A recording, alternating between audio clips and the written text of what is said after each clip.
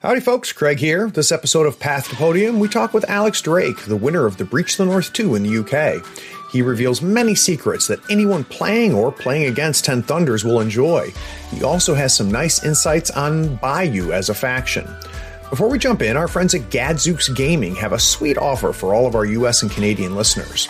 Gadzooks Gaming has always been a big supporter of the Third Floor, as well as games like Malifaux, Wild West Exodus, Dark Age, Frostgrave, and Legion. What makes them my favorite online retailer is the customer service and their amazing custom terrain and accessories. Now, they're giving all of our North American listeners free shipping if you spend $100 or more and then enter in the promo code Third Floor, and that's spelled out one word, THIRDFLOOR. Check them out at gadzooksgaming.com. All the details are in the show notes. Now on to the episode.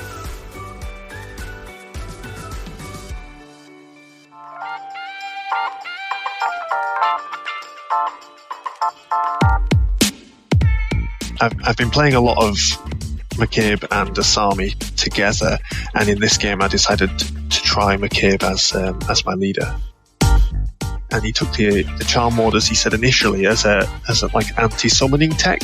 But they actually were quite anti-McCabe as well. Stealth and Butterfly Jump together are really powerful defensive abilities.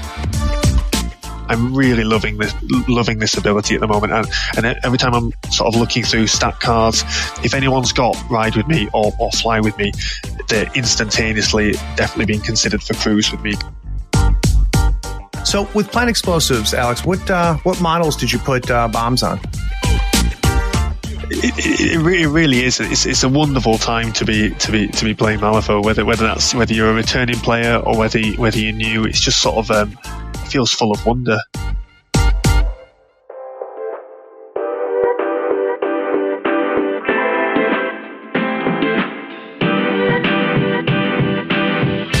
There are few things better than stepping away from the screens, unplugging and sitting around a table to do battle with your friends.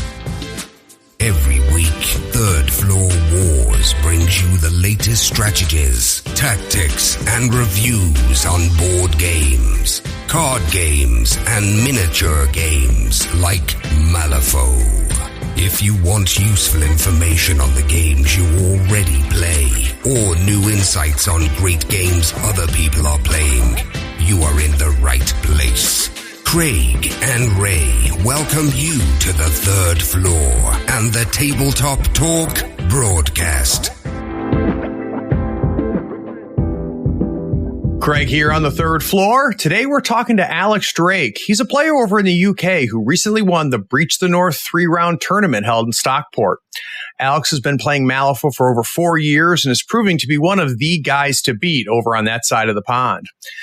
What I want to do with Alyx is review the 3 rounds and hopefully get a sense of how he was able to beat such strong players as George Hollingdale and Paul Butler. And he actually won the event. So, Alyx, welcome to the Third Floor. Thank you very much. Thank you for having me, Craig.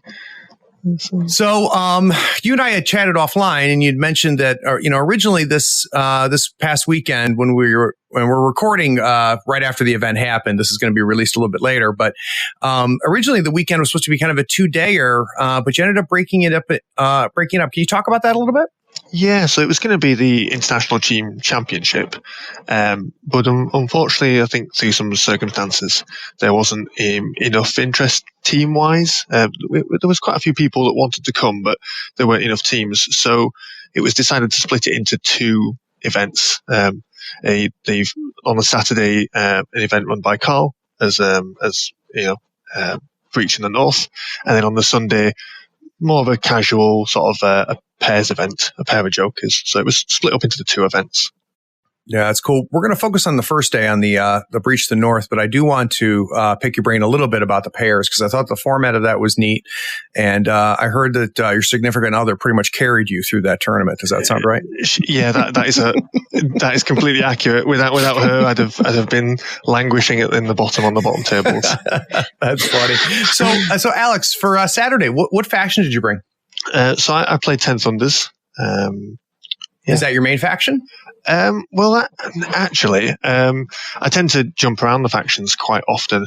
In M3e, I'd usually pick a single master and focus on them for maybe a couple of events, and then I'd get distracted by something new and shiny, and I'd play a new master. But for M3e, I'm trying to focus on 10 Thunders. My partner has bought me enough 10 Thunders over the years that I've got a couple of masters. So yeah, focusing on 10 Thunders for M3e. Anything in particular that led you there for M3e? I really like the aesthetic of Asami. I like the strange monsters and variety. I just thought that looked really, really cool. And I wanted to see the contrast in her playstyle in M3 as opposed to M2e. That sort of aggressive summoner, rather than like sitting at the back and doing your own thing. I quite like the idea of an aggressive summoner, and she still does that in M2e. So yeah, Asami was what brought me to mainly to 10 Thunders. Yeah, I haven't played her yet in 3rd edition, but in 2nd edition, the first time I played her, she took me by surprise for that exact reason. Is, you had this concept of what all the summoners were in the game, and then there she shows up right in your face, and she's dropping Spider-Man at you. Yeah, exactly, and I suppose a little bit like Molly in that sense. That that's someone that's going to come over the table and reach out and put bad things in your face.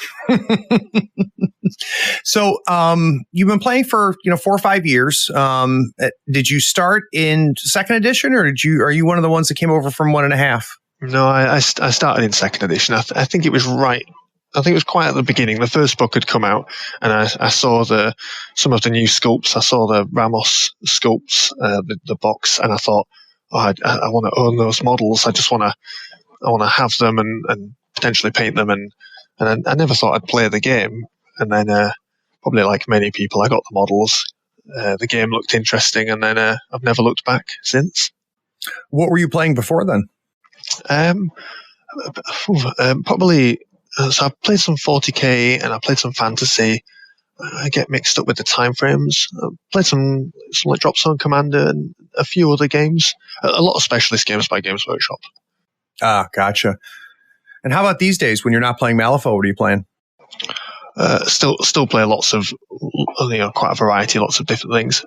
Currently, the 2 games that I'm playing that's not Malifaux, I'm doing some Gaslands because I quite like converting up the cars, and it's really good. It's like a really good social game. I don't know if you've heard of Gaslands. I have, and everybody that I talk to that plays it loves it. Yeah, it's wonderful. Just making some Mad Max post-apocalyptic cars. But I also play Epic Armageddon. That's probably for me. That gives me the story of the 40k story that got me into wargaming all those years ago. But with in my opinion, probably a much better rule set. Yeah. I've never played it, but I've heard that rule set is one of the tighter rule sets they've ever put together. But I've played lots and lots of different games, and I think I'm probably one of those people that flits about through different games. All hobbies are cyclical. You'll play one game, put it aside for a couple of years, and then you'll come back to it later. Yeah. And it, but you always have your love, right? I remember seeing a post you had on AWP where you said that you always end up coming back to Malifaux. Yeah, I can't, I don't think I could get away if I wanted to. It's that mix of, the setting is just really interesting. There's so many different genres that are mashed together, but work. It's sort of like when you describe it to someone, it's steampunk, Victoriana, horror. It sort of doesn't sound like it works, but it really does. So it's that fluff, but then there's so much to the game that keeps me interested. I sort of like my brain keeps ticking on about rules and models and things like in the background when I'm at work. And there's so much to Malifaux that it keeps me interested. I can always have a look at something new and find myself getting excited by it. So, yeah, I think it does a really good job of kind of itching both scratches, both kind of the models and the fluff and stuff like that. But it's a deep game, and even though I think 3 has streamlined the game a little bit, I don't think it's made it any more shallow. I think it's just, if not more deep. I completely agree with you there, Craig. I was there were probably with a few other people out when you heard about M3e coming out and maybe a simplification of the game. I was a little bit concerned because that depth is something that, like I said, I love. But yeah, those concerns haven't come to reality. M3e is, even though they've streamlined stuff and really they've just made it more approachable for people, to get their heads around conditions and how things worked. But that depth is still there. In fact, potentially even more so. I couldn't agree more. All right, so let's talk about round one, Alex. So you played Paul Butler, and Paul brought Neverborn. It was quarter deployment, plant explosives. The schemes were breakthrough, search the ruins, hold up their forces, deliver the message, and vendetta. So the first thing I'd like to know is kind of, when you saw the pool, what were your thoughts as far as masters and crew? So this will probably be a key theme that I'm going to talk about today. But plant explosives, along with some of the others, do really requires a mobile crew, and that plays into something that I really like in the game. So I was really looking for something that models that are really, really fast and can get into your opponent's half and interact. That's probably very obvious, actually, because that's what the strategy requires. But yeah, I'm looking for fast and mobile things. So I decided to take McCabe as my master because he effectively has 4 AP if you include his ride with me as a movement, and unlike a lot of other models in the game, it allows him to disengage, effectively disengage and still interact. So he's got the speed to get over into your opponent's side of the board, be messing with their plans, whether that be killing scheme runners or whatever he needs to do, but he can also scheme if you need him to do. So he's really flexible in what he can do. So I've been playing a lot of McCabe and Asami together, and in this game I decided to try McCabe as my leader so that I could take similar crew to what I normally do, but I could take a little bit more of the wastrels. I could take a huckster without paying tax, etc. So that makes sense. Now, have you found McCabe to be resilient enough? Because in plant explosives, I think you definitely need the speed, but I also get a sense of resiliency can be important. Yeah, McCabe's really tough. So he does go down if your opponent focuses on him. But you've got to remember he's 12 wounds like most masters, but he's got his dismounted form. So that's a little bit like hard to kill halfway through his 17 wounds, and then he gets knocked off his horse, and he can still act. He does lose quite a lot of his abilities when he gets knocked off his horse, but he's still there.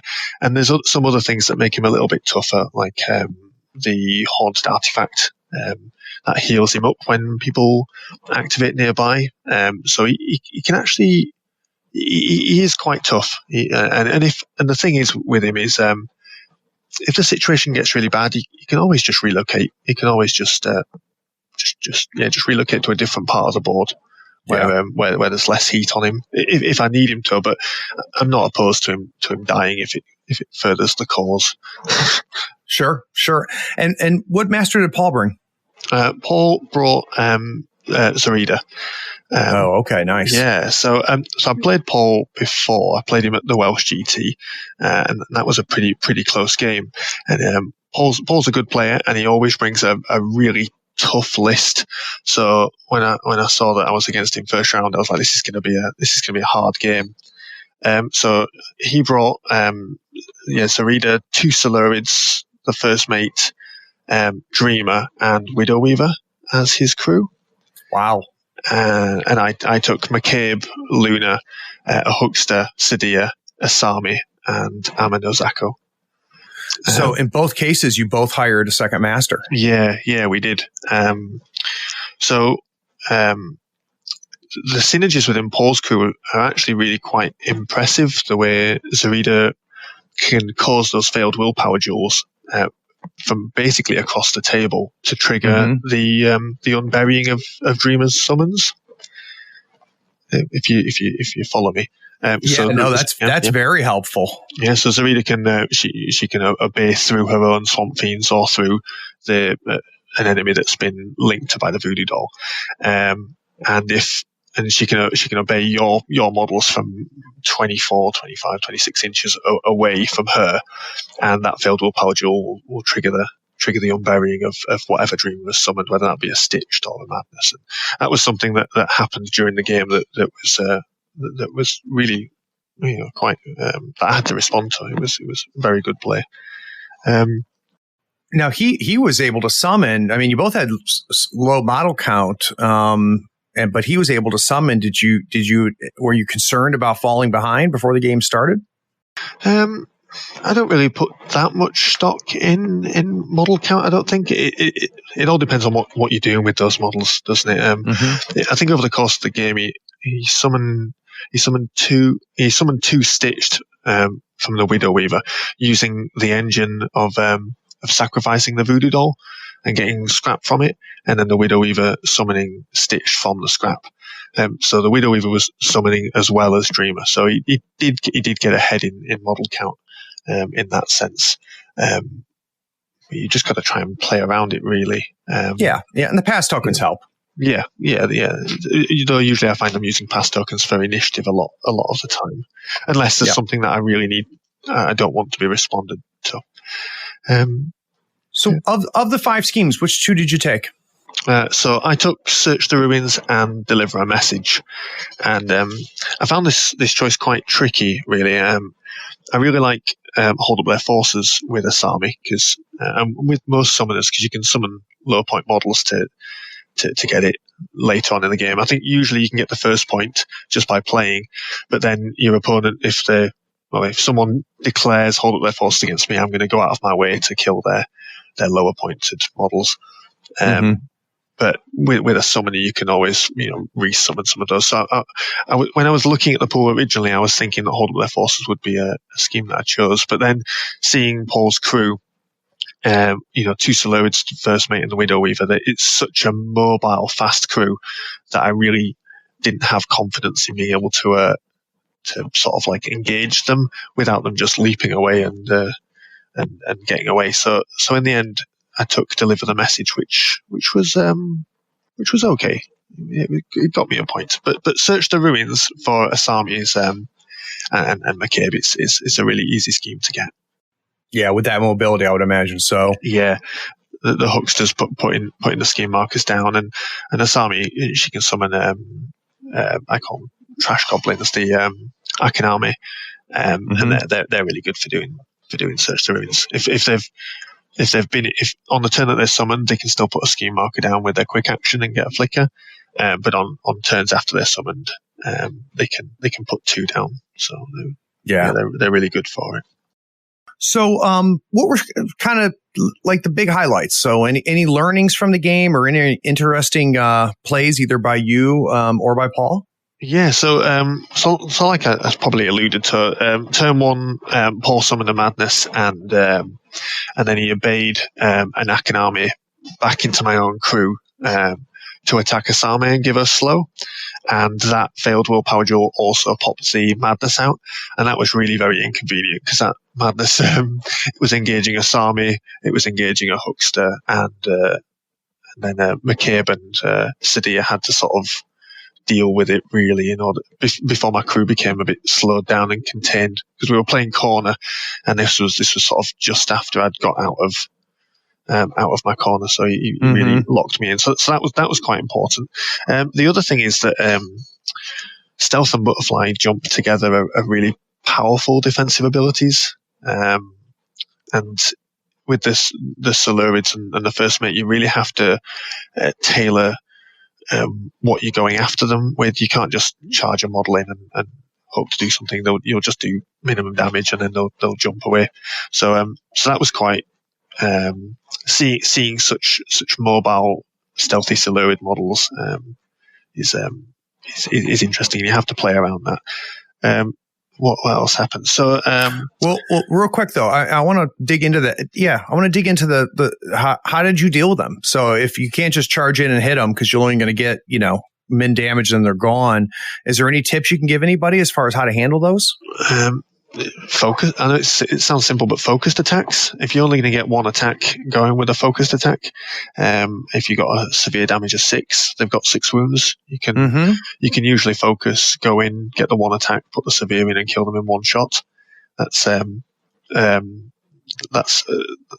my advice. The other thing is abilities like what's the ability called where you can make multiple charges per turn.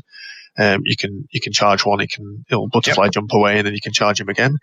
Other things, if you've got your own leapers, you can hunt them down. If you've got any sort of like pushes, you can usually charge one and push and make a second attack. So you've got to sort of have probably your own mobile models to deal with them. Really, if you're sort of a bit slow and responsive, they're just going to run rings around you. Yeah, I can imagine. So with plant explosives, Alyx, what models did you put bombs on? I put 2 on McCabe. I put 1 on the Huckster, 1 on Asami, and 1 on Amino Zako. So like I was saying before, McCabe can usually put 1 or 2 down himself, just in between other actions. The Huckster is such a really powerful piece at the moment with the secret passageway action to place within 12 inches, really, really quick. So the Huckster will usually get 1 down. Amino Zako is probably my favorite Oni, my favorite of Asami's models, because she does so much work, and her quick action to do an interact means that she can put a bomb down when it's not even interfering with what she's doing. Right. And then I usually put 1 on Asami just because I think you usually put in 1 on a master anyway, just because they've got 3 AP. It's like an emergency, you know. If they're hanging around the middle, just on your side of the board, they can always like walk, place 1. If it's going to get you the point, then it's worth a master's action to do that. How many points were you able to score on the strat? I scored 2. I scored 2 on the strat. So this game was really quite complicated, and it's quite slow if we were honest. So we only got halfway through turn 3, but I scored turn 2 and turn 3 for the strat, and that was a Huckster putting out. So on turn 2, a Huckster had fast and 2 wounds left because it had been burnt out by Zarida's Obey. So I was able to secret passageway onto Paul's half, and put a bomb down and a scheme marker down that was half of my Search the Ruins. So that was really important. What do you think was slowing you down? Zarida's activations are quite complex because she's got 3 AP herself. She's also doing a summon. The obeys that she's doing is a duel, but that then results in more duel, potentially in another duel if she's obeying someone to charge. So those are, it's understandably they're quite complex activations that result in a number of duels to go through. I think that probably slowed us down a little bit. And also the fact that both of our crews were very, very fast. The first turn wasn't a positioning turn. This is quite common in M3e now, but especially so. The first turn was a full engagement turn. Even in corner, it was action right from the get go. Yeah, you don't get that easy turn like you used to in M2. Yeah, you don't at all, and you've got to prepare for that as well. You've got to be ready to do that when you're setting up. You've got to know what the potentials that could happen, how your opponent's going to be affecting what you're doing, and how you're planning on affecting your opponent. Yeah, it feels like you're interacting sooner, but I also, and granted, the amount of time that we've engaged with 3 is a lot less than 2, but I don't feel like the Alpha Strike is out there as much as I saw it in 2. That I feel like, because of the change in how resilient models are and the damage tracks, it's not as effective to figure out that 1-2 combo that, wipes 3-4 models off the board turn 1. Yeah, no, I agree. I think in M3e those Alpha Strikes were a result of those combos, weren't they? They were a number of models that were all working together to slingshot or fire another model into your opponent's crew.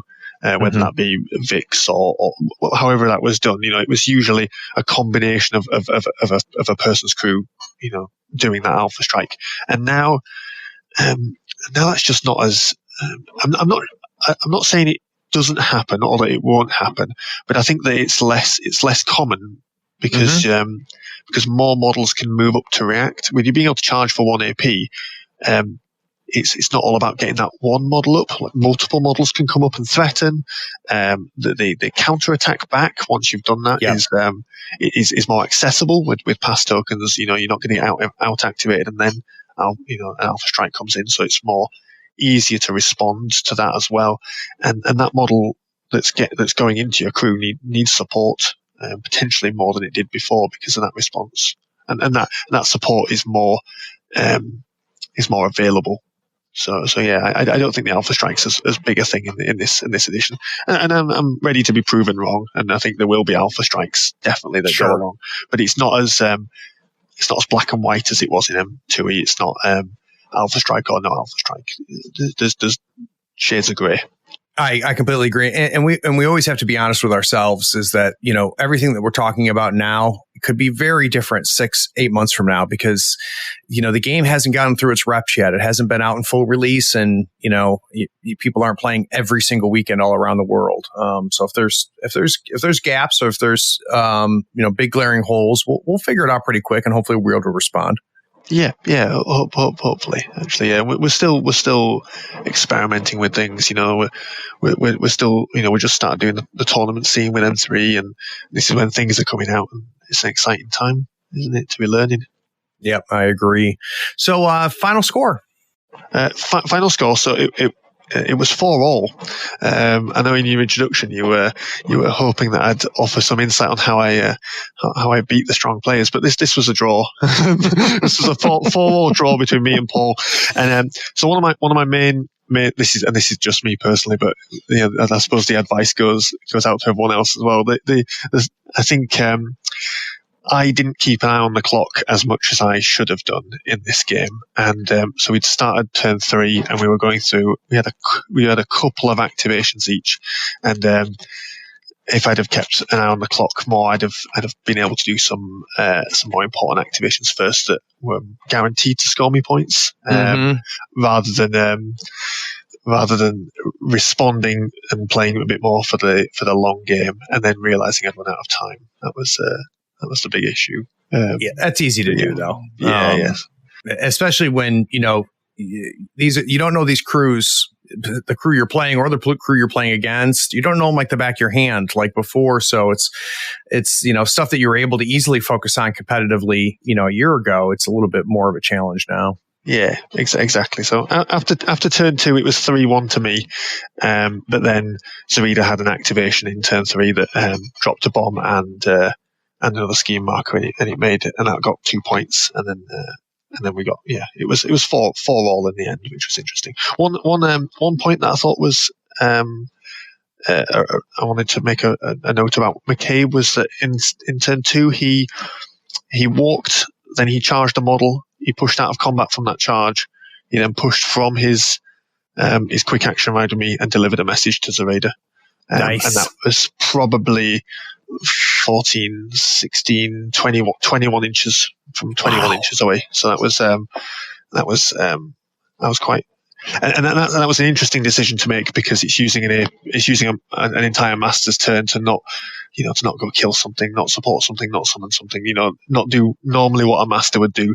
But at that point, I needed him to try and ride into my opponent's deployment zone and deliver a message.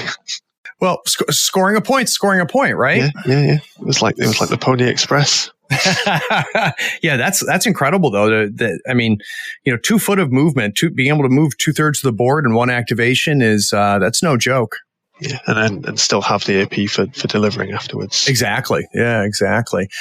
All right, Alyx, what we're going to do, we're going to take a quick break. When we get back from the break, I want us to dive into round 2, where you faced another 10 Thunders players, and we'll learn a little bit about that. So we'll be right back.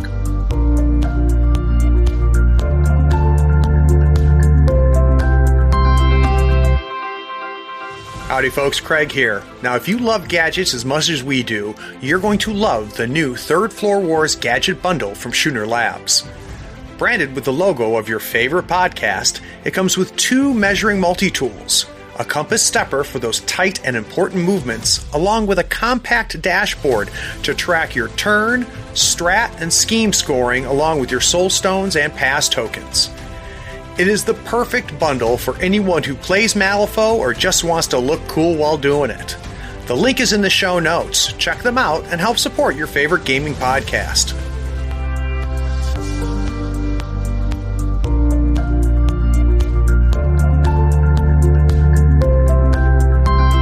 All right, so Alyx is sitting there all tied up. He could end up at the top of the heap or the bottom of the heap. The fact that he's on the show, you have probably a sneaking suspicion where he ended up. But let's talk about round 2. So round 2, Alyx played Aiden Kirk, and Aiden brought 10 Thunders as well. And the format was standard turf war with detonate the charges, outflank, search the ruins, take prisoner, and power ritual. So Alyx, with that pool, where did you find yourself as far as a master goes? Yeah, so I fell back on my sort of more comfortable turf, and I went with Asami as my master. And what did the rest of the crew look like? So it was Amanjaku, Amanozaku, a Joragumo, a Katashiro, an Akiname, and McCabe again. Oh, so you switched them up. So this time Asami was the leader. Yep, exactly. And this was more of a characteristically sort of Asami crew with McCabe bolted on. The last crew I talked about was sort of like a bit of a half and half. I didn't really go into my rationale for that, but this crew was more of an Asami with McCabe bolted on. And I'm getting the feeling that this is a combo that you've used a lot before. Yes, I did it this weekend that we're talking about, and then also at the Welsh GT, which was five games over a weekend. So, so I've fairly practiced with it. It's not that they are incredibly synergistic together. I think it's more a comment on their crews and maybe my play style. When I'm running Asami, I sort of put the bits in that I like the most, and then I wasn't really sure what to do with the leftover points, and McCabe is so flexible, he can fill a lot of gaps. So I put him in there, and he can do the fast scheme running, he can do the threatening, he can put out the damage if he needs to, and that complements Asami's summoning. Sorry. So, it's not. I've used the combo together a couple of times in the Welsh GT and also in casual games. It's not that they're particularly synergistic together, though. There is some work with scrap markers, so there is that complement. They've both got models in their crews that work with scrap markers, but it's more that they complement each other from a role point of view. Asami being a summoner, and McCabe sort of being just incredibly flexible, movement, scheming. He can put out the damage if he needs to. So they complement each other more from their role rather than from direct synergies. Yeah, that makes sense to me. I mean, I think one of the key things if you're going to hire a second master is that second master, one, can't lose too much as far as the leader-only ability, and has to be able to run on their own. And it sounds like McCabe fills that role. Yeah, he really can. He's very independent. A lot of people, I think, look at McCabe and you start trying to think about how you're going to unbury his artifacts and dig up his artifacts and things. But actually, if I'm completely honest, he doesn't need them. He's completely happy. I mean, he can do it if he needs to, but he's okay to do. He's okay to run without them. He doesn't have to. His actions on his card and the flexibility that he brings are strong enough as it is. Very nice. And what master did Aiden bring? So Aiden brought Shenlong. And I haven't played Shenlong. I hadn't played Shenlong in M3e, so I was quite excited to see what how the monks were gonna work out in the chi, and Aiden definitely showed me how to use that chi, in interesting ways. It looks quite subtle, maybe. I'm not sure, maybe, but the +2 to the duel, for spending the key. After you flipped, it's okay. And people often think of those examples where, you flip a 13 and then you spend the chi and you get to 15, but actually those aren't the cases when it's really strong. It's sort of, it's those other cases where you turn a neg flip into a neg damage flip into a straight, or when you put a 9 in and then you tempt your opponent to have to use a severe. It's sort of those cases that I actually thought the Chi is really strong. His ability, that ability, the fact that you're able to make that decision after flipping the card, not before flipping the card, makes it a big deal. Yeah, it's really interesting. So Aiden took Shenlong, the peasants / aspiring monks. I can't remember what they're called. He took Sensei Yu, a wandering river monk, a high river monk, an archer, and he took 2 charm warders, which I thought was really interesting. So I obviously declared Asami, and he took the charm warders, he said initially as a like anti-summoning tech, but they actually were quite anti-McCabe as well, because they don't stop they counteract the demise ability, and so when, spoiler alert, when McCabe died, he fell off his horse and was crushed by his own horse. He didn't dismount. It's funny. and this is what's so cool about the game. Like, that interaction I wouldn't have thought of. I've always just thought, that McCabe just hops off his horse, but it is a demise, and the charm warders are a hell of a counter. Yeah. And also some of the summons Asami, so it's not just anti-summoning as in with their crow trigger on their attack to instantly kill a model with a summoned upgrade. It's not just that, but I summoned 3 Obsidian Oni during that game, and they all have the demise ability that they explode and give out burning and damage, and it counteracts that as well. So the Charm Warders were really was something I really had to play around playing against Hayden. And I thought that was brought 2 of them. So yeah, it was a really good tech piece to put in against me. Really good idea. What schemes did you end up picking, Alyx? So I picked Outflank and Search the Ruins. So I've talked about Search the Ruins and really liking it as a scheme. And I think it's definitely doable by a lot of crews. But yeah, Asami can do it. And I took Outflank. Asami really likes Outflank. Normally, if you're dedicating, a model to each side of the board, you've got to consider whether they can then get back into the action, or whether you're removing them from the sort of game. But with particularly fast models, you can be on the flank, you can score your point, and then you can get back in and get back out. The other thing that Asami does that makes Outflank. The thing that Asami does that makes Outflank particularly good for her is she uses her hair to move people around. She's got the push on the reaching tendrils, so she can happily summon a model 6 inches away and then push it with her hair another 6 inches, and that's you got 12 inches plus base. So she can not just with the summons either. You can activate a model, use it for whatever purpose you need to, and then later on in the turn reposition it back to the corner and score Outflank. And Asami's really good at that. So yeah, and I think that something that I'm starting to get a feel for, and I'm hearing it more and more here on the podcast, is even more than in 2, mobility is really important now, and I think it's because of the nature of the strats and the schemes are so positioning dependent. I think you've taken it directly from one of my monologues I was going to have. Yeah, movement is huge in M3e. It's three of the strategies require aggressive placement. Idols is center line, so you want to be over that center line, making it difficult for your opponent to get there. Turf war is if you're losing models in your own half, the flipping back your own strategy markers. Yep. So you want to be flipping your strategy markers, and then you want to be fighting in your opponent's half.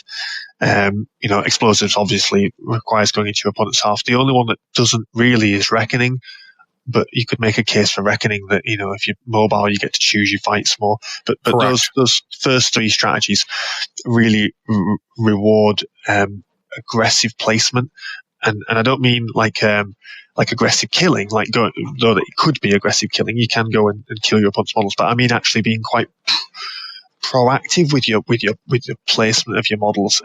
Providing you provide your opponent questions in their half of the board, and any that they don't answer scores you points or denies them theirs. The more questions you can be putting on their side of the board, the more difficult it is for them to manage that while trying to do their own thing.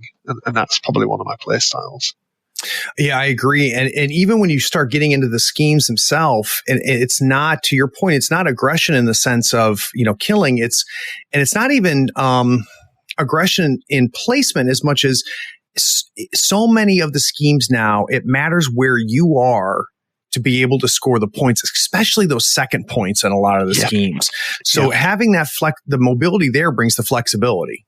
Yeah, exactly. And it means that you can, it doesn't matter how the game is going. If the game's going badly, you can still find something to do. You can still eke out points from your very maneuverable, very flexible models, and that's something that I do. I think I play quite aggressively in the first turn, maybe, and then I actually play quite reactively after that, which is interesting. But provide those questions at the beginning and try and disrupt what your opponent's doing, and then counter, then play reactively and counter what they do afterwards. I think your game plan has to be very fluid, because of just the overall structure of how the game is built. And I haven't figured out why, Alyx, but it feels even more so in 3. And I haven't put my finger on why, because things that that dictate that really hasn't changed much from 2 to 3. I think it might be that each point means more because of the lower points and the difficulty of getting points. But it just feels that way. So, any kind of, key moments, Alyx, stuff that was, either that happened that was really cool or really interesting during your game? Yeah, so the way Aiden deployed was quite bunched up, and I think that's to do with the chi generation, and how he populates it. So I was my first activation of the game was McCabe, ride with me and bring Asami up, so it saves her a walk action. Actually, I'm going to take a quick aside and talk about ride with me, if that's okay. Please. Yeah. Ride with me is such a strong ability, and it might just be me, but I'm really loving this ability at the moment. And every time I'm sort of looking through stat cards, if anyone's got ride with me or fly with me, they're instantaneously definitely being considered for cruise with me, because you're using a quick action to effectively get 2 AP, because you're moving yourself and someone else, and it's that, like we've been talking about with speed, but it speeds you up, it's positioning, it moves, and with the change to disengaging and not interacting, it allows you to still do that. It's just really such a strong ability for a quick action. That's why I'd consider all of the riders to be playable, because they have it. Guild Mounted Guard, I think they're really strong. Skeeters in Zip, they've got the fly with me. I think I just really like the ability. I love it. That's my quick aside. No, I agree. I mean, I play Rezer, and the Kantari are great for that. Yeah, they've got it as well. Yeah, and I think the biggest thing is that it's got the efficiency that you talked about, right? For a bonus action, I'm effectively getting 2 AP. The other thing, and it seems obvious, but it's not obvious until you put it on the board as much, as you get to pick the model that you're going to make efficient. So you're not locked in. Yep.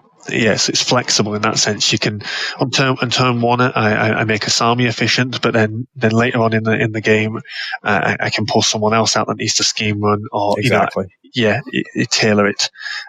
So anyway, so my first activation was McCabe, carrying Asami up, and then walking to within range with his net gun, and firing his net gun twice into the monks. And McCabe's net gun is wonderful. It really is very, very strong. I don't know if you've read it, but it gives slow and staggered. Yeah. And it's got a blast on it as well. So I think I was probably quite lucky with that. I shot twice into the monks, and I think I made 3 or 4 of them staggered and slow before they'd activated. Wow. Because if you think, because it targets movement, you shoot one of them and they get staggered, and then it drops their movement. So the second shot is more likely to hit, and you're more likely to be on a straight flip. And I think a straight flip I think hitting moderate on a negative is, I'm not really a mathematician, but I think it's something about 40% chance. So it's not completely unlikely just shooting shooting people. So that became quite a characteristic. That's quite a characteristic opener for me with Lucas. Is going up and putting staggered and slow on a number of models just to disrupt that first turn that people are going to do. Really, if we're talking about movement and trying to get into your opponent's half, if I slow and stagger 4 of your models, you're not going anywhere. Well, yeah, and not only that, but it also helps protect McCabe, who's overextended at that point, because you have made it harder for them to counterattack.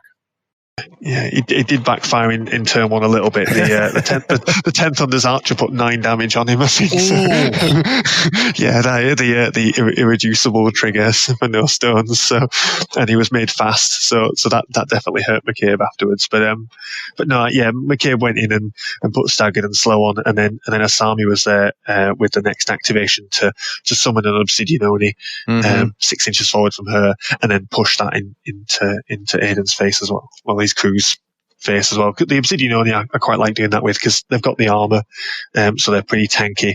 A lot of people talk about using them as like bombs because they run out of their flicker and then they explode. But actually, if you keep them alive as well, they'll engage people. They'll put down their hazardous burning aura, and then every time anyone wants to activate, they're taking burning from that. And then eventually, when they do kill you, you then explode and do more damage, more burning. You really clog up. I really clogged up his crew with McCabe and repeated Obsidian Oni. That was the sort of the takeaway from the game. He played very well and he did some really interesting things, but he did not get more than 6 inches away from his deployment zone on that part of the board. McCabe went first activation of turn 2, charged in, and he charged. You can move through models. He charged over 5 monks. Then hit someone, and the pulse for more jewels. I think he caused 13, target number 13 jewels with 1 AP. That's amazing. It felt a little bit brutal, to be honest. Before I started that activation, I did say to him, I'm going to explain this process. It felt like cheating, I think. he moving over people and causing the movement jewels, and then on his attack, triggering the rear up, which does another defense jewel for everyone around them, and he gets to push 2 inches, so he pushes over another model, causing another movement jewel. It all builds up. It's Yeah, I have yet to face McCabe, but I'm hearing rumblings that he came out of beta really strong. Yeah, he did. He is strong. My sort of feedback in the beta was that potentially maybe his upgrade thing should be made slightly stronger, but then they should take off the inbuilt trigger on his melee attack. So the trigger to do the pulse is inbuilt, and it's too many jewels for your opponent to really deal with. From the other point of view, being devil's advocate in McCabe's favour, he can never really kill anyone if he's trying to. If your opponent does not want to lose a model, they generally just cheat the jewels. I can never rely upon him to go and kill a particular model. He just can't do it, because your opponent just, takes the 2, 3, 4 damage that he's wielding and then passes the jewels. So he can't do that, but the pressure that he puts on people that group up, the card drain is that can feel quite strong. Now, I was just thinking, boy, I wonder how Yoku as your master with hiring McCabe would work, because the hand pressure that she puts on could really make McCabe that much more effective, I would think. I haven't tried it, but that could be that could be really strong. Yeah, because she puts a lot of pressure on people's hands, doesn't she, and really drains it. So him going in after that could be, but it's unreliable, isn't it? Because your opponent can flip the 8s or the 7s off the top of their deck and just pass the jewels. But yeah, when it happens, he tends to have either very, very good turns or very poor turns. If I'm honest, he does one or the other. But that's why I think I like him as a second master, because then if he was the sole master, and I just had these really good turns or really bad turns, I think I'd potentially be a bit disappointed on those bad turns. But at least with a fully functioning crew to the side with Asami, if he has a bad turn, I can just sort of shrug it off and say, well, at least he's on a 50 mil base in my opponent's crew and he's a good distraction. So that was just really the key point of the game was the pressure that I put on at the beginning was McCabe going in, was the Obsidian Oni going in and really stopping Aiden from getting out. McCabe did die. He put on a haunted artifact after killing a model, and that helped him to live a little bit longer and do some draining. But he did go down. He went down to a Charm Warder and didn't get his demise. But he'd done his job by then. And while that was happening, I'd scored Search the Ruins, and I'd scored Outflank, and I'd got 2 points from Turf, and Aiden was still on 0 points at that point. So it was something I'm thinking is interesting, Alyx, about kind of your approach here. And it's a subtle thing in 3 that I don't think I realized until I got, more than a few games in, is it's a big deal that you can't score multiple points on the same scheme in the same turn. So by pushing them and pressuring them from go, you're potentially delaying them getting that first point, which really makes it harder to get that second point. Yeah. If you're trying to score your first point for some of your schemes on turn 4, and that's fine for some things, but you're trying to do it potentially when you've got less crew, less options, and potentially you're trying to do other stuff. You're trying to do other stuff with the strategy. So, and particularly at the moment with because we're all new to M3e, and like we were talking about, with some games being a bit slow. Most games aren't getting to the full 5 turns, so that's more pressure to get your points in early. And if you get your points in early, you can then respond to your opponent, with greater ease. Yeah, it's gonna be very. I'm so excited to see, just the cyclical nature of strategies and counters that we've got coming ahead of us in the next year and a half. I'm always fascinated because there's always surprises, things that we don't see in beta that suddenly, raise their head, 5 months into release, and you go, holy cow, how did we miss that? And, and then something, 1 minute, something's going to dominate. And then before you know it, it's stamped down and put under control just by the players, not by Weird. So it's really exciting times. It really is. It's a wonderful time to be playing Malifaux, whether you're a returning player or whether you're new. It's just sort of it feels full of wonder. Yeah. full of excitement, and I think that cycle that you were talking about of things that we would have seen coming to prominence, and then counters being developed from it. That's going to be quite a big thing, with announcing masters, and as people learn what counters there are to certain masters, that's going to get. That's so important. Some masters are going to feel, utterly dominating, and it's just going to click with some people, and then the counters will be there, and the meta will shift and change, and it will move on, and that's. It definitely will, and I think that you should reach out to Weird because I suspect they're going to owe you some commissions on all the Charm Warders you just sold in the last 30 minutes. My Charm Warders again, they're not just melee 6 with the chi; they're melee 8. Oh God, they're so good, so good. So what was the final score? The final score was 6-2. We played 4 turns, and Aiden denied me a turf in the last turn, so I got 6, not 7. And then he got 1 from the strategy, and he got 1 from Search the Ruins. He took Very nice. His Wandering River Monk, while all the action was happening sort of central to my left, all that sort of complicated pulses and everything. On the other side of the board, on the edge, there was a lone Joragumo getting outflanked for me, facing off against the Wandering River Monk. And this Wandering River Monk was sort of like looking, do I fancy my chances? I'm not really sure. So that was, but the Wandering River Monk managed to get past and flip a turf and get a scheme down. So very nice, very nice. Does seeing Aiden play Shenlong, does that make you want to try out Shenlong? Yeah, maybe.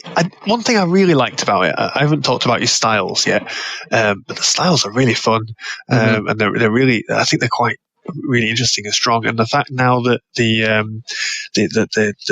were peasants before, the aspiring guys, they can copy the actions from the upgrades makes them much more of a priority for your opponent to kill. In M3e, you could kill the peasants. You might leave them. If you kill them, they got, Shenlong got a stone. Mm-hmm. But now I think as the Shenlong opponent, you've got to kill them because they can be copying some really potent attacks that are on the upgrades. The high river style, the flaming one. It's like I'm trying to do this from memory, but it's a 3-4-5 damage track with 2 burning, and there's blasts on severe and moderate, and that's really quite. And anyone that's damaged takes burning too, and that's quite an impressive attack, I think, especially when you've got Chi to be putting it up to melee 8. Yeah, they're a dangerous multiplier for Shenlong. Yeah. So the peasants are cool. The peasants are very interesting, and I definitely want to get an archer for Masaki because the archer impressed me.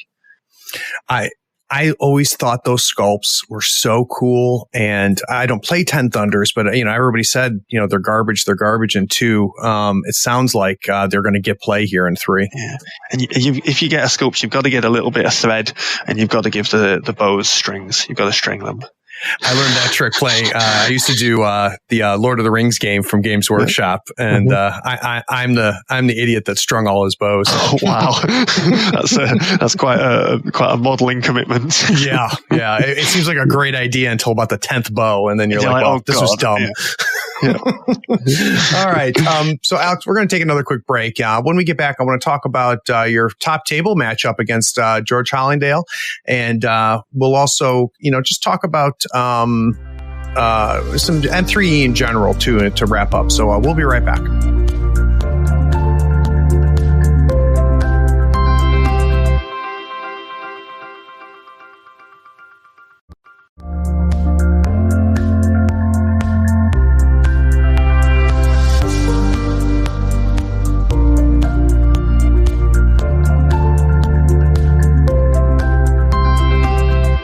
All right. So Alyx is now looking at top table and looking at who's traditionally known as an accomplished Arcanist player, George Hollingdale, who's bringing Bayou to the table for the top table. So the matchup was flank Corrupted Idols would dig their graves, hold up your forces, harness the ley line, outflank, and claim jump. So Alyx, what was the crew that fit this pool?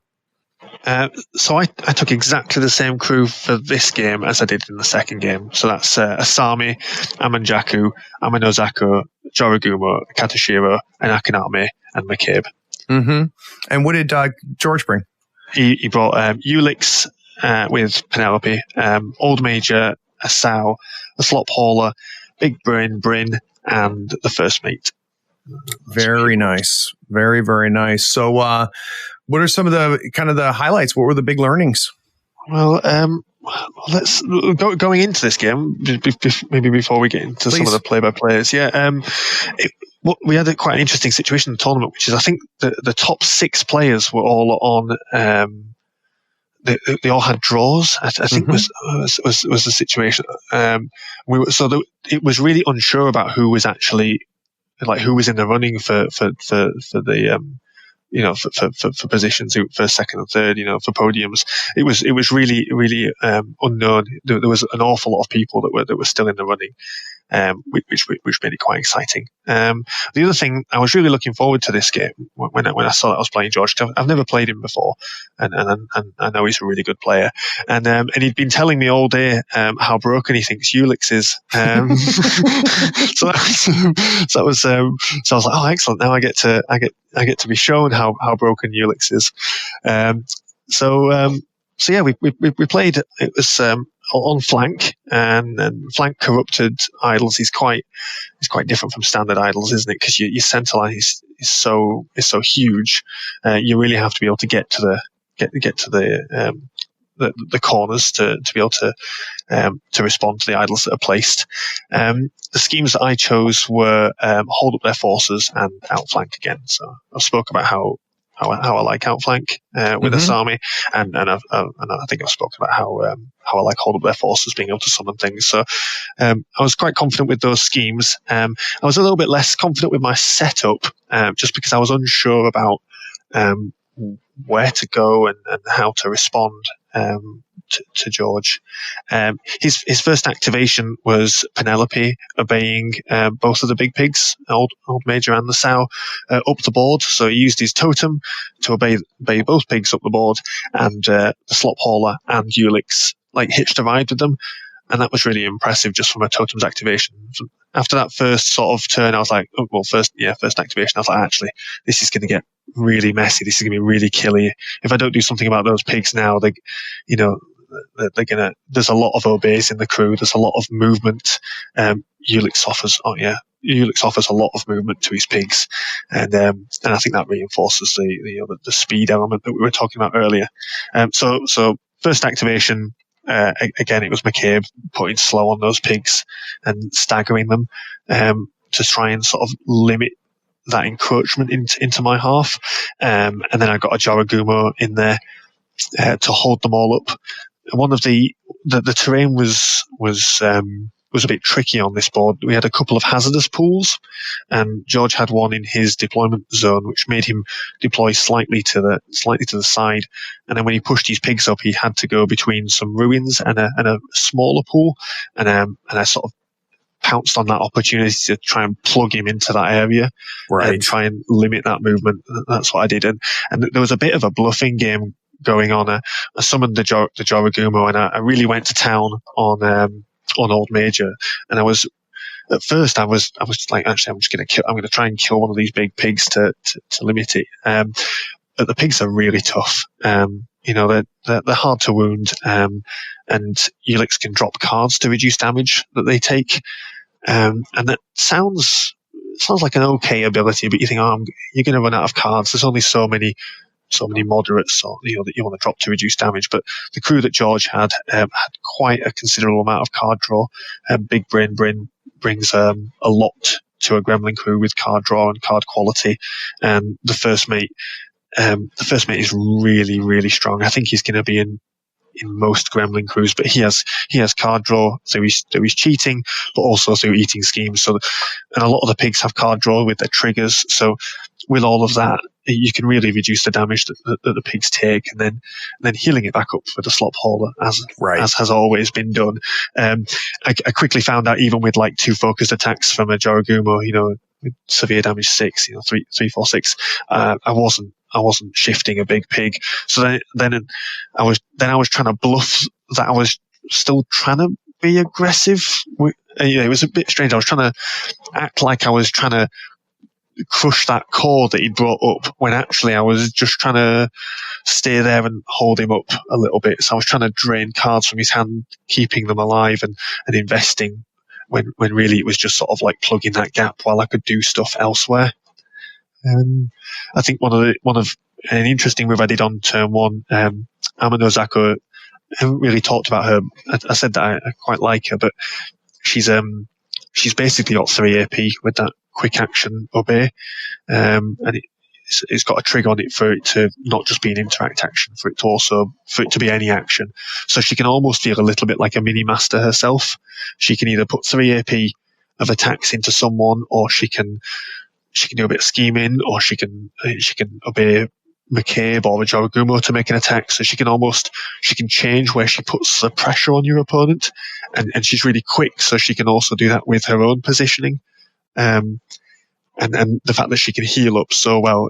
My advice is, if you're facing Amanozako, don't put little bits of damage into her, because she'll just heal it up without even trying. You've got to do an all or nothing response with her, because she will go down relatively. I know she's a henchman and she's got 10 wounds and she's got terrifying, but she's got no other defensive stuff apart from the healing. So if you can put her down quickly, it's quite a big loss for the Asami crew, actually.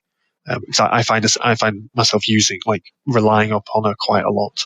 Yeah, and we're back to that theme of the flexibility and the mobility that you really like. Yeah, definitely. In this game, she actually just moved up, and she blocked a space between 2 ruins so that a pig couldn't get through and get to Makatashiro. So Makatashiro moved up and kicked tonight. So on my right hand flank, the idol appeared, and then I made it appear there again on the second turn with cheating. because I felt more comfortable on that flank. And Amanozako just played bodyguard around that area, stopping people getting to the Katashiro. It was scheming. That did half my outflank and also kicked over two idle markers.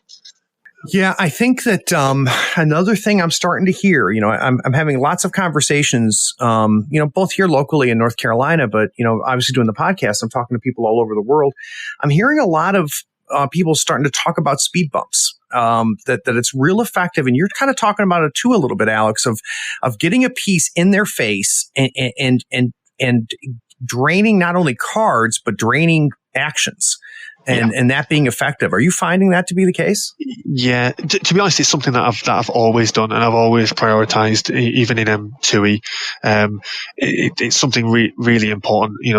There's only 5 turns to the game. Right. A tournament, there's 4 turns. So there's only so much AP. There's only and if you can take 3 models. If you can speed bump 3 models for 1 or 2 turns, that is a huge part of the game. Yep.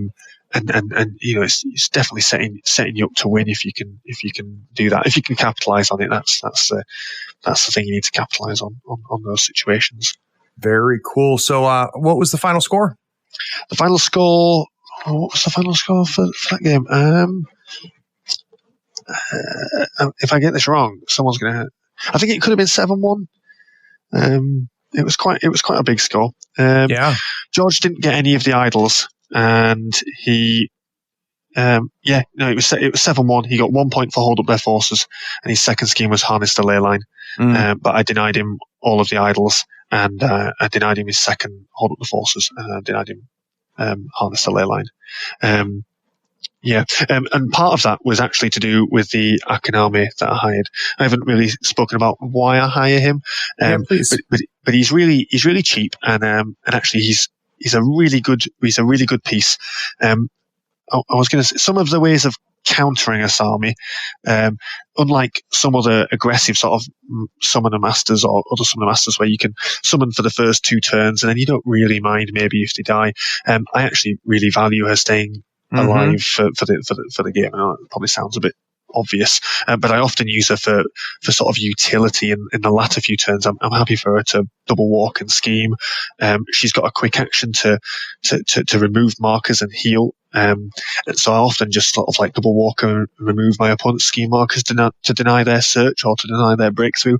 And the Akaname acts as a sort of mini bodyguard to Asami, because my crew's so quick and I really like I move things around an awful lot on the table. Often Asami can sort of just be stood in the middle, reaching out and responding, and she is quite vulnerable there by herself. So the Akaname can be a target for protected Oni, though he doesn't, to pass on the attack to him, though he doesn't last very long. But what he can be doing is he can be putting a scheme marker down with his AP, and then he can be using his quick action to sort of dig up a scrap or a corpse, and Asami can eat them both for 4 health, and that's quite important for her. There is a balance with the Asami crew. I know we're not doing a deep dive, but one of the. But I'll talk about it anyway. Managing that flicker. It sounds obviously an Asami crew is about managing that flicker, but it really is that balance of am I okay with this model disappearing, this activation, to try and get more impact out of it, or do I want to keep them alive for longer? And there was a play mistake that I think a trap that I fell into a little bit when I started with Asami, which was always trying to get that trigger off on her summon to remove the flicker so that they came in without the flicker. But it halves the number of cards you're looking at for summoning, and it puts more wounds on her. Often now I'm finding that she's summoning and then she's using Mother's Love to remove the flicker and give focused. With Asami, you always sort of have a spare AP. Maybe someone's going to correct me and say maybe I'm not using her effectively enough, but you've always got a spare AP maybe that you're not sure what to do with. So you don't have to get that trigger on a summon, and it's about managing her health to reduce the flicker on your models. And I think as an opponent facing Asami, you've got to change between attacking the summons and her Oni, and attacking her. You've got to it's hard to explain, but you've got to do what you need to do at that time.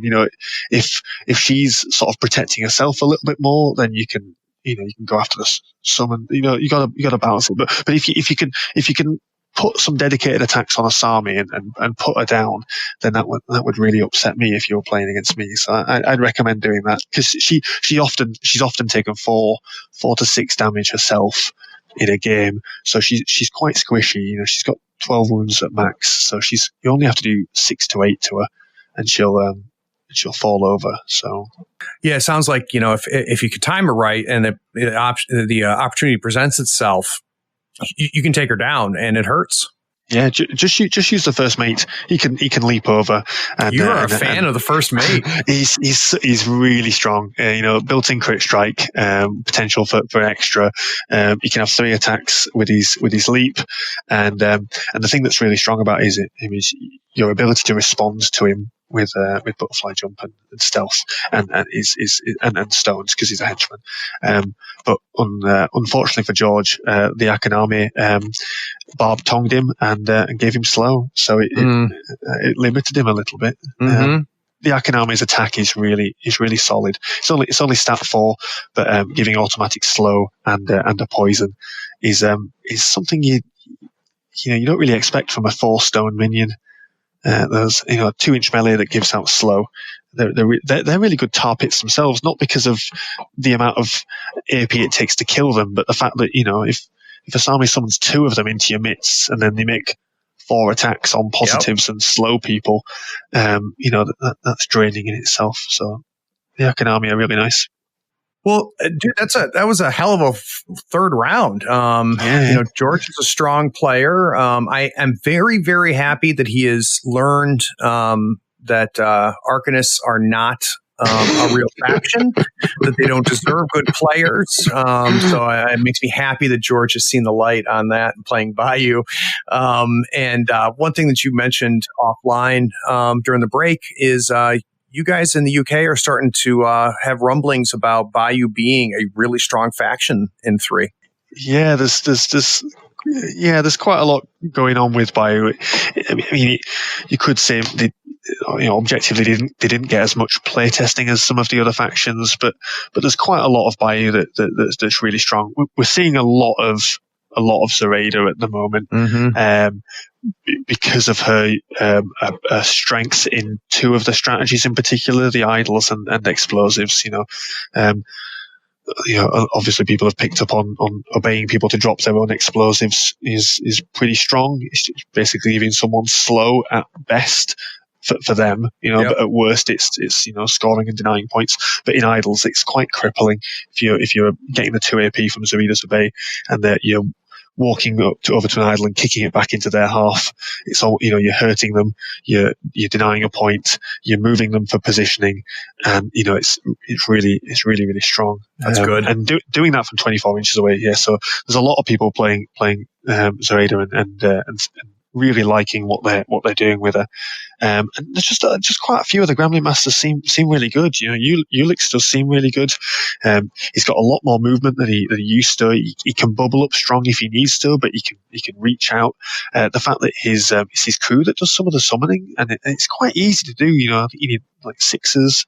You do need some suits, but I think the Sow can not need the suit if there's a ski marker nearby, so they can make the little pigs, and then Alyx can grow them into other things, and all the pigs have reckless, so you're getting an almost all reckless crew, which you'd have thought, maybe we learned that in M3e, reckless crews are really strong, just extra AP, but the pigs are good.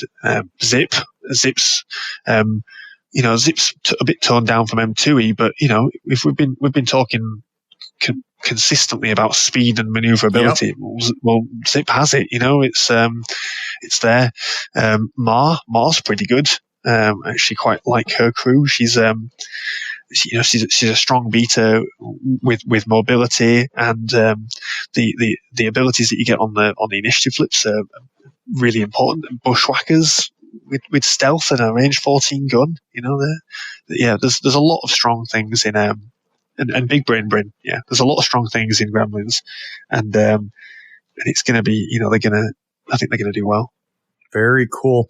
So we're going to take one more break, Alyx. And when we get back, I want to talk to you about your day 2. Specifically, you had a matchup against a friend of the show. So I want to talk through that a little bit. And then we're also just going to just do a quick wrap up and talk about the new edition and the UK meta in general. So we'll be right back.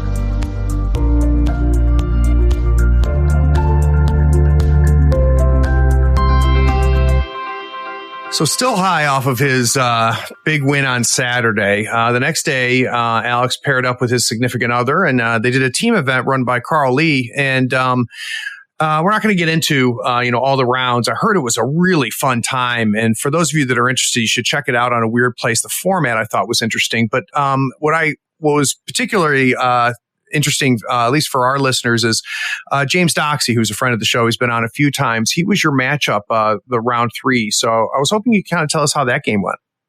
Yeah, I played James in I suppose our final, and it was it was. I haven't played James before. Obviously, I know he's a very good player, and I was a bit. It was definitely a casual tournament, but it was quite scary going in. I took Marcus to this pairs event, and the reason I took Marcus was because there was some chatter in a group that I'm in about how potentially underpowered he is, and I like a challenge, so I quickly painted up a Marcus crew, and I ran him in your favourite in Arcanists, and yeah, we played some games with him, and I really enjoyed it. My crew was Marcus, the Jackalope, 2 Cerberuses, Paul Crockett, 2 Spider Swarms, and a Soulstone Miner. And I think that's probably not a crew that people were expecting from. No, but I got to tell you, I'm hearing more and more people hiring those spider swarms, even paying the tax for them. Yeah. So I made a joke that I think all Arcanist crews should be 2 spider swarms. Then you pick your master. They're really, really good. 8 stones. You get 9 wounds, which is slightly more than average. You've got armor, so they're really tanky. They're unimpeded with nimble, so they get wherever they want to go. They're immune to pulses and blasts. They can self-heal. But the ridiculous thing on them, they're melee 6, but if you're in base contact with them, you -1 defense, so they're basically melee 7. If they're above half wounds, you're getting a positive flip on the damage, and then they've got a built-in trigger for onslaught. So the built-in trigger, so these guys are consistently, if you've got 2 severes in your hands to hit on your first attack that you can declare triggers, you're getting 4 attacks that are like melee 7 that are on a straight damage flip, and your damage flip's 2, 3, 5. So, it's a bit Magic Christmas land, but, if you're hitting, you can hit 4 severes and do 20 damage if you've got the cards to do so. What more likely happens is, you hit 2 or 3 times, you get a severe, a moderate, and a weak, and you do 10 damage, and this 8-point model just takes off, an injured master, or maybe not because of stones, but they really hit like a ton of bricks. And then once you've killed your opponent, you got nimble, so you can score Search the Ruins by themselves in 1 turn. If I have one more listener private message me and ask me why I hate Arcanists, I'm just going to play this clip. Like I'm literally like my head is in my hand right now, and my eyes are closed, and I'm just going, God damn it, I'm going to be seeing those things over and over again, and it makes me sick to my stomach. You're going to see them everywhere unless something's done about them. They are, and because they're minions, they're really, really good. They're a really good place to put upgrades on. So I put the magical one, so I had a Magic Swarm Spiders, gives me a 7-card hand, gives the spiders shielded, and gives them counterspell, the counterspell aura. Just really, really, really strong. So the theme for my Marcus crew was, I really wanted to push the mobility thing again. I wanted to try, and this is what I was thinking about Saturday night after playing Asami McCabe. I was like, how far can I push this? So the spiders and the Cerberuses are almost very, very similar. They both have a quick action that moves them, leap, nimble. They both have onslaught triggers. One's built in, one isn't. They're both melee 6. They're both, reasonable damage. So they sort of do the same job in the crew, except that with the upgrades that Marcus puts on the Cerberuses, it requires different things to counter each one. So in every game I played with Marcus, people would either be able to counter the spiders but not the big cats, or they'd be able to counter the big cats and not the spiders. So it was a really fun crew to play. So my first turn is usually putting 6 upgrades on things with Marcus. It's putting wings on both cats, so you get flight +1 movement and butterfly jump, and then putting the camouflage on both cats, so you get stealth and disguised. So now you've got these cats that are walk 7 with flight and a leap. You can't charge them. You can't target them over 6 inches. When you do, they move 3 inches. At the end of the turn, they move 4 inches. So like end of the turn, they move out of combat. You can't charge them. You walk up, you hit one, it leaps, so, it moves away. And then, they're really, really hard to pin down. And that's a really fun play style, is moving these cats all over the place and maybe, watching your opponent trying to chase them down. Against James, he played Hoffman, and he made a load of things fast on the first turn, and he sent a Watcher down one flank, and I was like, I can't get into a scrum with Hoffman. Guardians with great swords, and Joss, he's just going to tear me apart. So I had to send. So I sent a cat after the Watcher, and I didn't kill it. So I sent my second cat after the Watcher, and it was it was sort of like, because we were playing corner. Yeah, so we were playing on a diagonal anyway, and it was right down in the corner. But these cats, they place within 6, then they fly 7, and then they charge 7 with a 1-inch melee. So you're looking at 20 odd inches of movement again, potentially with onslaught triggers. Sure. So they were really good chasing down that Watcher, and then James threw Joss with the Guardian. Kicked him 10 inches fast. Joss 10 inches up the board at me, and I realised I'd made the right decision not being there. And then it was sort of like I just had to rely upon the Jackalope being a roadblock again, like constantly engaging Joss, because the Jackalope with an upgrade, he's got effectively 12 wounds, sometimes more, because of how his demise works. Right. So he was just constantly engaging Joss to try and because then Joss has to disengage from the rabbit, and then he can't charge the cat, and he can't shoot the cat because he's too far away. So he moves up into the aura, and then he's allowed to make one shoot attacking against the cat, and that's not too bad. I can deal with that. We had a bit of a spider off, because James took a spider swarm himself, and I do have to admit he was really unlucky with his damage flips on this spider.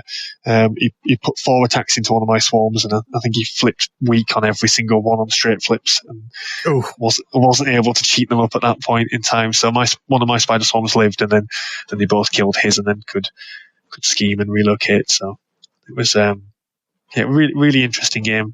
We both had a Soulstone Miner as well, because they're interesting pieces. We're hearing a lot of those too. We've got several deep dives, either that have been released recently or coming out soon for Arcanus. And I'm hearing a lot about the swarms and a lot about those miners. It'll be interesting to see what their state is at full release. Yeah, I think they're limiting factories. They have to do interacts as quick actions, so at least they're not popping up on the table and interacting straight away. Mm-hmm. They usually only get probably 1 or 2 good interacts, but you get them where you need it, right, because you place them, and then they can come in and get stuck in with 2 armor, or they can get you a couple. They get you a couple more stones, or they're really, really nice pieces. Actually, they're quite interesting. And you guys, you and your partner ended up winning that event as well. Yeah, we did. A strong weekend. Weekend. Sure. So Alex, before we finish up, I did want to kind of take a step back, and we've talked, as we've been having our conversation today, it's come up a few times, but I'd like to take it just a quick step back and kind of get your hot take on Malifaux 3rd Edition as somebody who's a veteran 2e player. What do you think are kind of the headlines coming out of 3rd Edition? Oh, that's a really interesting question.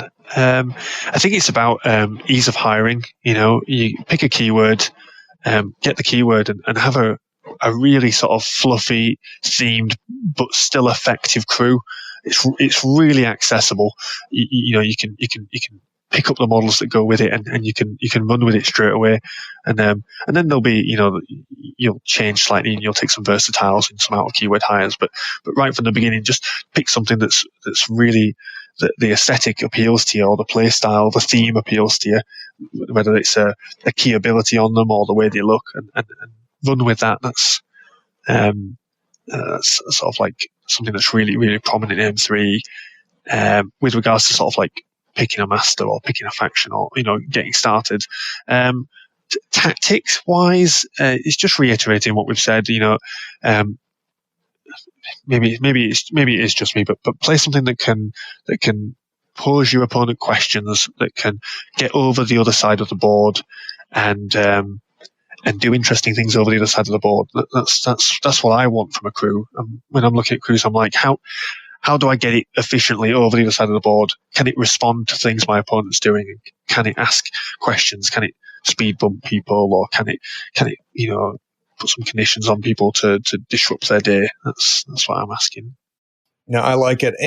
So let's give a little bit of advice. So I know I'm hearing from some listeners, that they've been playing the beta, but they have a lot of their friends that kind of left Malifaux, during this transition.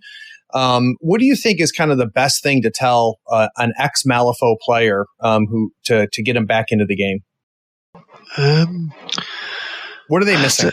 What are they missing? There's less There feels like there's less gotchas at the moment, because there's some consistency of abilities, and that's gotchas are usually a negative play experience. So there's less of those moments if you're returning, and you just.